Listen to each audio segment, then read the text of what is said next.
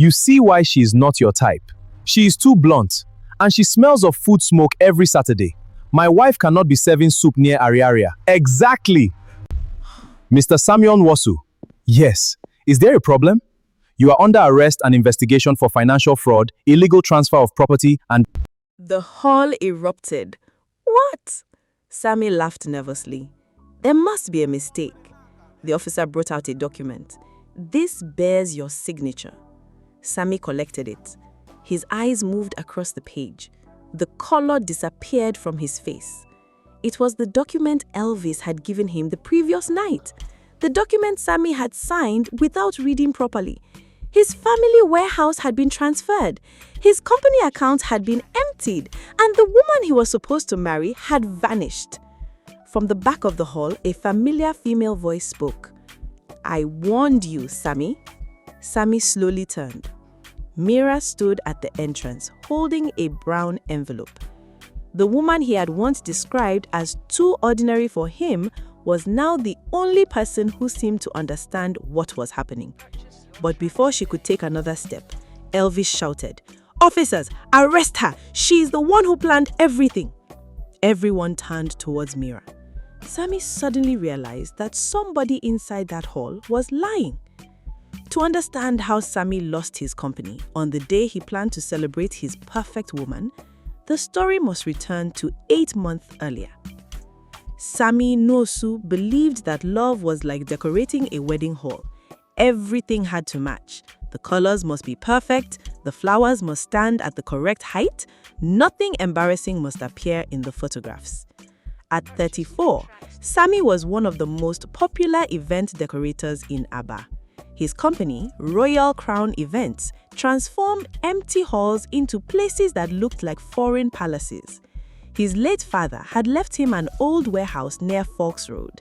Sammy turned part of it into a decoration workshop and used the remaining space to store equipment. His mother was proud of him, but she worried about one thing. Sammy, you are no longer a small boy. When will you bring a serious woman into this house? Sammy was scrolling through photographs on his phone. Mama, marriage is not something you rush. You have been saying that since you were 28. I have not found the right woman. His mother folded her arms. What is wrong with Nurse Amaka? She laughs too loudly. And the teacher from Umuahia, she wore flat shoes to a dinner. Mama Sammy stared at him. What about the banker? She has a small gap between her teeth. His mother raised both hands. Chineke, are you looking for a wife or ordering a human being from a factory? Sammy laughed. Mama, you will not understand. My wife will represent my brand. Your brand? Yes, I attend important occasions. People know me. I cannot marry carelessly. Mama Sammy sat beside him. My son, your father wore bathroom flippers the first day he came to ask for my hand. Sammy smiled. That was your generation. Your generation has changed cars, phones, and hairstyles. It has not changed the human heart. Before Sammy could answer, Elvis entered the sitting room without knocking. Madam, leave this matter for me. Sammy is waiting for Miss Nigeria to fall from heaven. Mama Sammy hissed. You are laughing. You are the one encouraging him. Elvis sat down. At least he knows what he wants. He does not know what he wants. He only knows what people want to see. That afternoon, Sammy and Elvis visited Mama Mira's food store near Ariaria Market. The store was small but busy. Traders sat on wooden benches eating rice, soup, and fufu. Mira stood behind a table, checking figures in a large notebook while her mother served customers. She wore a simple blue dress. Her natural hair was tied behind her head. There was no expensive makeup on her face. When she saw Sammy, she smiled. Royal Crown himself, what will you eat today? Sammy sat down carefully, avoiding a wet patch on the bench. Rice, no meat with too much bone. Mama Mira laughed from behind the pots. Listen to him. Even meat must meet his standard. Elvis laughed loudly. Mira served them. Sammy had known Mira for almost 2 years. She worked as an accountant for a distribution company on the weekend and helped her mother on Saturdays. She was intelligent and easy to talk to. But whenever people suggested that they would make a good couple, Sammy quickly rejected the idea. That day, Mira sat across from him. "I saw the decoration you did at Abba Sports Club. It was beautiful."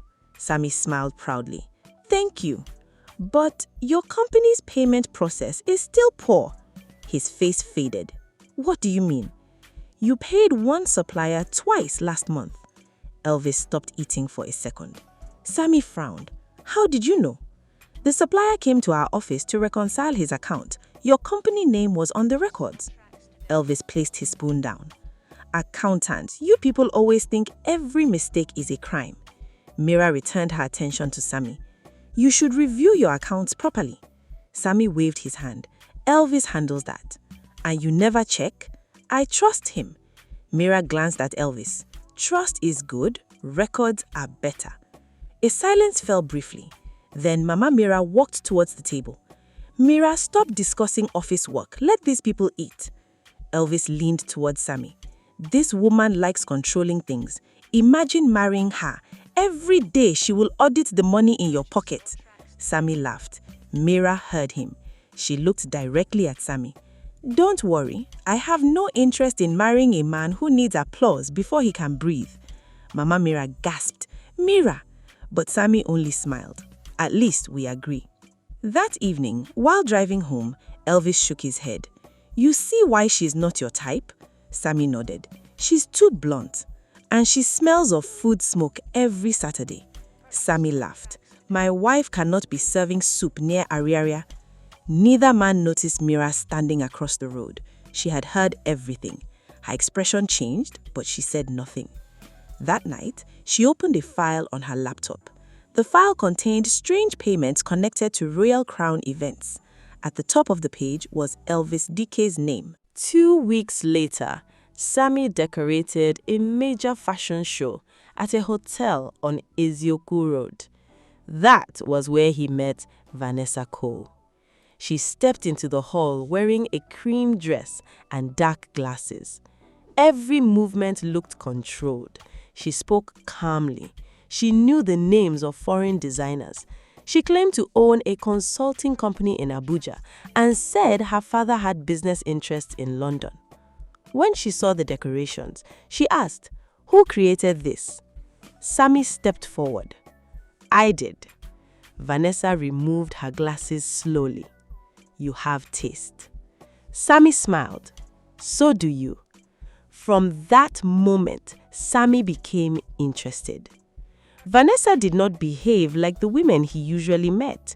She did not ask him for money. She did not appear impressed by his car. When he told him about his company, she replied, "That is good, but what is your 5-year expansion plan?" Sammy nearly fell in love with the question. Within 3 weeks, she had become a regular part of his life. She attended business dinners with him. She knew which wine to order. She spoke with confidence around wealthy people. She dressed perfectly for every occasion. One evening, Sammy showed Elvis her photograph. "This is what I have been talking about." Elvis studied the picture. She is beautiful. Not just beautiful, educated, connected, elegant. Elvis smiled. "So, the search is finally over?" Sammy leaned back happily. "My brother, perfection, has a name." Across town, Mira was following another name, Crown Access Consulting. The company had received several payments from Royal Crown events, but Mira could not find any genuine office belonging to it. The account was connected to a private company registered only 6 months earlier. One of its directors used a false address. The second director's phone number belonged to Elvis. Mira stared at her laptop screen. "No," she whispered. She called Sammy immediately. He answered after several rings. "Sammy, what is it?" "I need to see you. I am busy." "It concerns your company."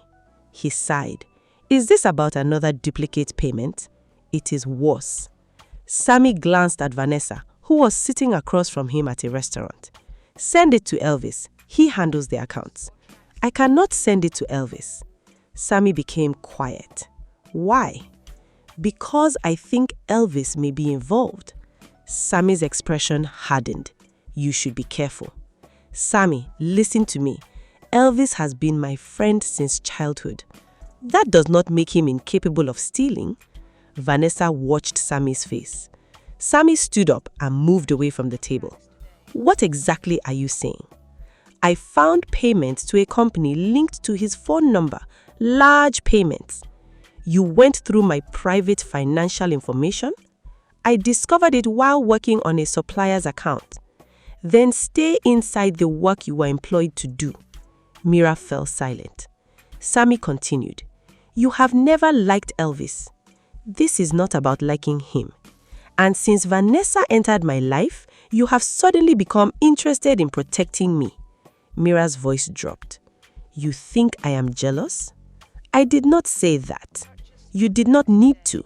Sammy, I am having dinner. Good night. He ended the call. When he returned to the table, Vanessa touched his hand.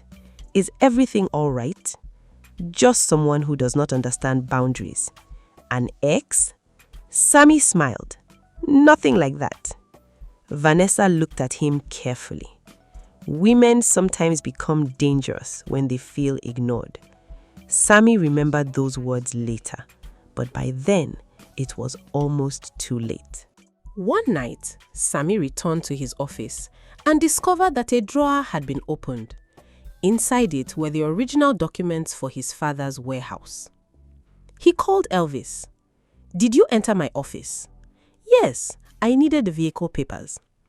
Did you touch the warehouse file? No.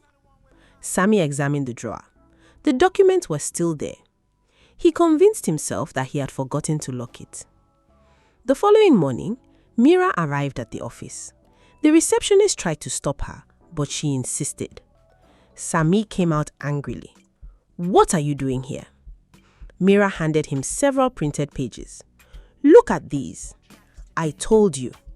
3 million naira was transferred from your company to Crown Access Consulting. Another 2 million followed. The authorization came from Elvis's office. Elvis appeared behind Sammy. What is happening? Mira pointed at him. Ask your friend. Elvis collected the documents. After reading the first page, he laughed. This is incomplete. The bank references are there. You do not have access to the whole company account. I have enough to know that something is wrong. Elvis turned to Sammy. She is obsessed. Mira stared at him. No, I am careful. Elvis tore the papers in half. You entered private company records without permission. That is a crime. Sammy looked between them. Mira, leave. Her eyes widened. You are sending me away? You came here to accuse my friend without complete evidence. I am trying to protect you. From what? Success? Mira's head shook slowly. From your own blindness. Sammy's workers had gathered nearby. Embarrassed, Sammy raised his voice. You have always acted as if you are better than everybody because you can read figures. But you are not part of this company. You are not part of my family. You are not part of my life. Mira's face tightened. Sammy continued. Please, return to your mother's food store and stop creating problems here. The words landed heavily. Elvis looked away to hide a smile. Mira bent down and picked up the torn pages. You are right, she said quietly. This is not my family. She looked at Sammy. But one day you will remember that I tried. She left. That evening, Mama Sammy heard what happened. She faced her son in anger. You insulted that girl publicly? She accused Elvis of stealing. Did you check? I do not need to. His mother moved closer. That answer is why you need to check. Sammy, Elvis is like a brother. Cain was also a brother. Sammy frowned. You always use Bible stories when you want to frighten me. No, I use them when pride has blocked your ears. Sammy walked away.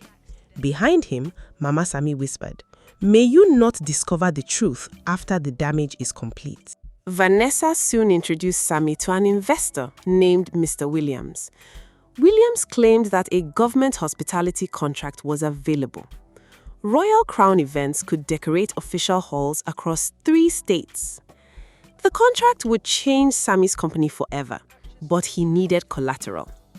Vanessa suggested using his father's warehouse. Sammy hesitated. My father suffered to build that place. You are not selling it, she said. You are using it to create something larger. Elvis supported her. This is the opportunity we have been waiting for. Sammy looked at both of them. You are sure? Elvis placed a hand on his shoulder. Have I ever led you wrongly? Sammy smiled.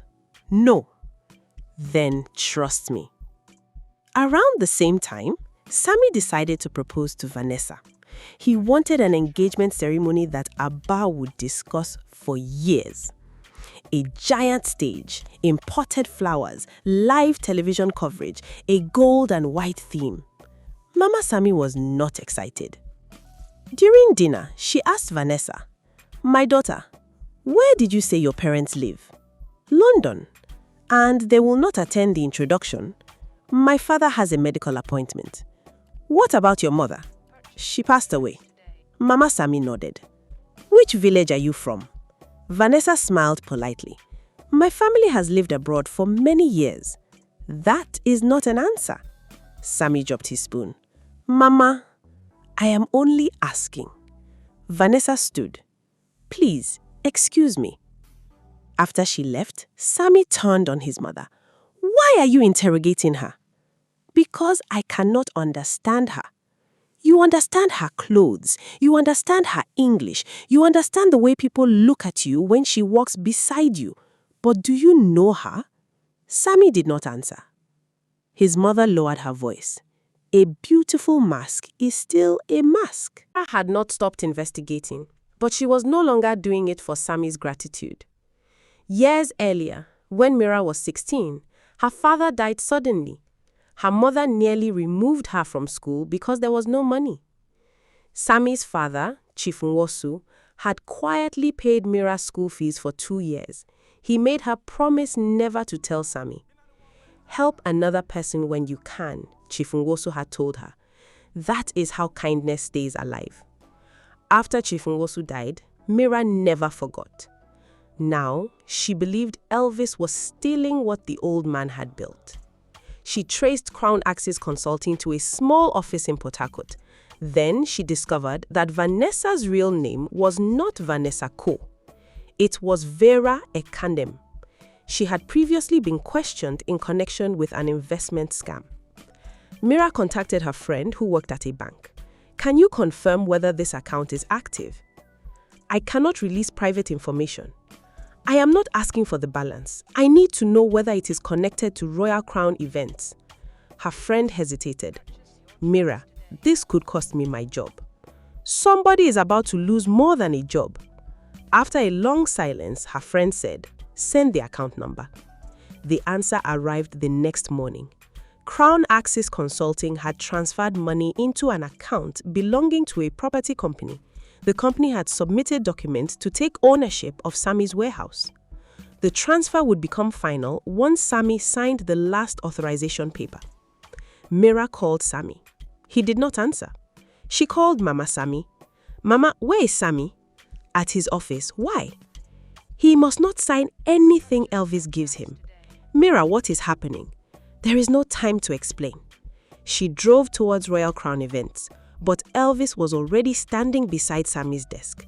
The final document was open. Sign here, Elvis said. The investor needs it tonight. Sammy picked up his pen. For one brief moment, he remembered Mira's warning. Then, Vanessa entered the office wearing a stunning red dress. She walked behind him and wrapped her arms around his shoulders. After tomorrow, everything changes. Sammy smiled. He signed. Elvis collected the document. Yes, he said softly. Everything changes. Outside the office, Mira arrived seconds too late. She saw Elvis's car driving away. Vanessa was inside. On the morning of the engagement, Sammy woke to find his business account frozen. Elvis told him it was a routine verification issue. The investor's bank is processing the contract, Elvis explained. Why can I not reach Mr. Williams? He is traveling. What about Vanessa? She's preparing. Sammy was uneasy, but guests were already arriving. By noon, the hall was full. By 1 o'clock, Vanessa had not appeared. At 1:30, Sammy received a bank message. The balance of his company's reserve account was almost zero. He grabbed Elvis. "What is this?" Elvis pulled away. "Control yourself. Where is the money?" "Not here." "What does that mean?" Before Elvis could answer, the police entered. Sammy was accused of moving company funds through false businesses and using forged supplier invoices. Then Mira appeared with the brown envelope. "I warned you, Sammy." Elvis immediately pointed at her. "She planned everything. She has been accessing our account for months." The officers looked at Mira. Sammy's mind spun. Mira stepped forward. "I have evidence." Elvis laughed. "Evidence she created." Mira opened the envelope. Inside were bank statements, company registration records, and photographs of Elvis meeting Vanessa outside a Port Harcourt office. The crowd began to murmur. Sammy stared at the photographs. "Elvis?" Elvis shook his head. "Pictures can be manipulated." Mira looked at Sammy. "Vanessa Cole does not exist." Sammy's chest tightened. "What?" "Her real name is Vera Ekanem. She has worked with investment scammers before." A woman screamed near the entrance. Everyone turned. Vanessa stood there. Her makeup was smeared. One side of her dress was torn. Elvis's face changed instantly. "You!" Vanessa looked directly at him. "You planned to leave me with nothing." Police officers moved closer. Elvis took a step backwards. Sammy's voice shook. "What is she saying?" Vanessa pointed at Elvis. "He brought me into this." The hall exploded with noise. Elvis shouted, "She is lying!" Vanessa removed a small recorder from her handbag. "I recorded everything after I discovered his plan." Elvis moved suddenly. He pushed one police officer aside and rushed towards Vanessa. The recorder fell. Sammy grabbed Elvis before he could reach it. The two men crashed into a table. Glasses shattered. Guests screamed and moved away. Elvis struck Sammy in the face. "You foolish man," Elvis shouted. "Do you think this company became successful because of you?" Sammy held him tightly. "You stole from me. I built everything while you were chasing applause." Police officers pulled them apart. Elvis continued shouting, "You never checked one account. You never read one contract. You only cared about flowers, photographs, and who was praising you." Sammy froze. The words were painful because part of them was true. Elvis laughed bitterly. "You made it easy. All I needed was a beautiful woman, good English, and expensive dress. Once she looked like your dream, you handed us everything." Vanessa's eyes filled with tears. "He promised me 20%. Yesterday, I discovered that he had prepared documents blaming all the transactions on me." Elvis glared at her. "You should have disappeared as we planned. And allow you to destroy my life? You already destroyed your life years ago." Vanessa slapped him. The officers arrested Elvis. But another officer turned towards Sammy. "This does not clear you completely. Your signature is on the documents." Sammy looked around the hall. The giant photograph of him and Vanessa still stood above the stage. Perfection has finally met love. People were recording everything. His workers were whispering. His mother was crying silently. In one afternoon, Sammy's perfect life had become public shame. At the police station, investigators confirmed that Elvis had been stealing from Royal Crown events for nearly 4 years. He created false suppliers and inflated contracts. Vanessa was hired 6 months earlier to enter Sammy's life and persuade him to use the warehouse as collateral. Mr. Williams was an actor. The government contract was fake. But the investigators had one question. How did Mira obtain these records? Sammy looked at her for the first time without pride standing between them. Mira explained everything. Then she told him about his father. "Your father paid my school fees." Sammy stared at her. "My father? When my mother could not afford it. Why did nobody tell me?" "He asked us not to." Mama Sammy covered her mouth. Mira continued. "He told me that kindness should not become a public announcement." Sammy lowered his head. The contrast struck him deeply. His father had helped people quietly. Sammy had spent his life doing everything loudly. "I thought you wanted something from me," he whispered. Mira looked at him. "I did." He raised his eyes. "I wanted you to protect what your father left behind." Sammy swallowed. "And when I insulted you, I was angry." "Why did you continue?" "Because your father's goodness was bigger than your pride." Sammy could not answer. For the first time in many years, he had nothing clever to say. The fraud investigation continued for weeks. Elvis remained in custody. Vanessa agreed to testify in exchange for consideration from the authorities. The warehouse transfer was stopped before final registration, but Royal Crown Events was badly damaged. Clients cancelled contracts.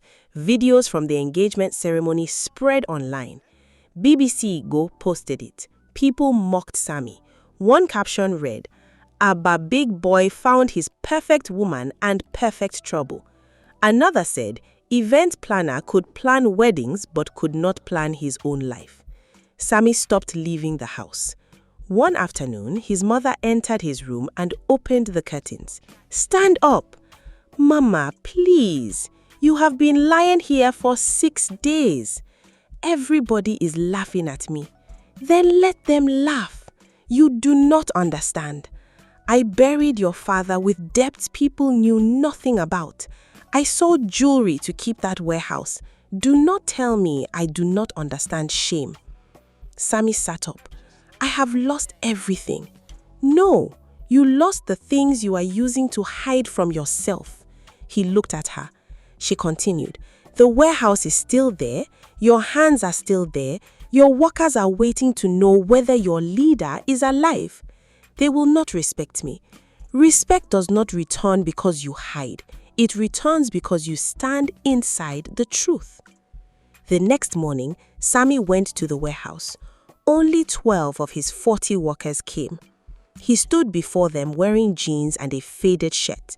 There was no stage, no microphone, no imported flowers. "I failed all of you," he said. Nobody spoke. "I trusted the wrong person because I was too proud to check what was happening around me. Some of you may leave and I will understand. I cannot promise quick money.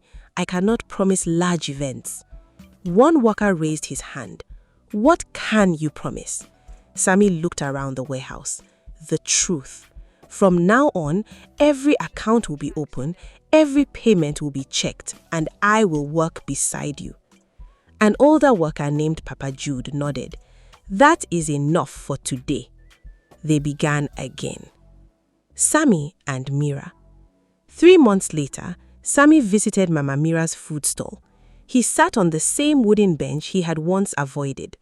Mama Mira placed a plate of soup before him. "Today the meat has bone." Sammy smiled. "I will manage it." Mira came out from the back. She stopped when she saw him. "What are you doing here?" "Eating." "You have food at home. Mama Mira's food is better." Mama Mira picked up a tray. I suddenly remembered something inside. She disappeared, leaving them alone. Sammy looked at Mira. "I came to apologize." "You have apologized before." "I know." "Then why are you here?" "Because I apologize for insulting you. I did not apologize for the way I saw you." Mira sat across from him. "How did you see me?"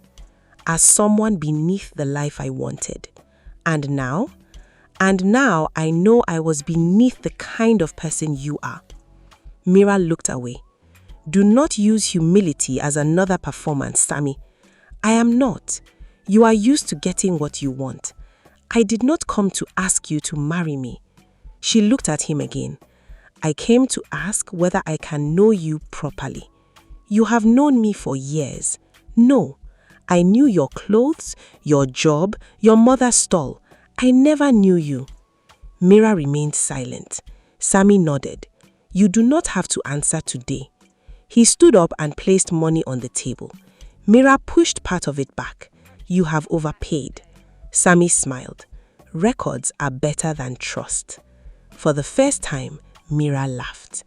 It was not forgiveness, but it was a beginning. Sammy did not change in 1 week. Sometimes his pride returned. Sometimes he became defensive when Mira questioned him. But he began learning to listen. He visited the food stall without hiding from people. He started reviewing his company's accounts personally. He stopped choosing clients based only on status. He began training young apprentices who could not afford professional courses. Mira helped him build a proper accounting system. One evening, while they walked inside the warehouse, the electricity went off. Sammy switched on a rechargeable lamp.